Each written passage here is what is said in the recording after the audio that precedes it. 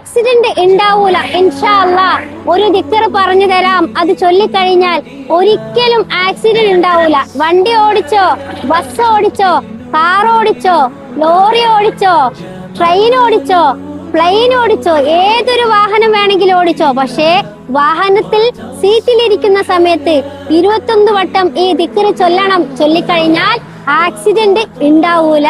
അത്രക്കും എളുപ്പമുള്ള ഒരു ദിക്റാണ്. ഏതൊരു ചെറിയ കുട്ടിക്ക് പോലും ചൊല്ലാം. പുതിയ തലമുറക്കാരനായ ചെറുപ്പക്കാരാ, ഏതൊരു വണ്ടിയിലും കേറുമ്പോ ഇത് ചൊല്ലിക്കോ 21 വട്ടം. ഏതാണ് ആ ദിക്ർ?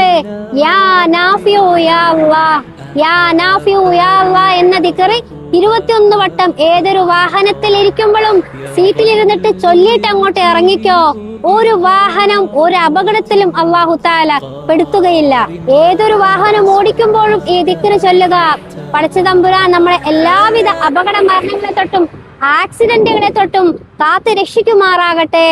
ആമീൻ എന്ന് കമന്റ് ചെയ്യാൻ മറക്കരുത്.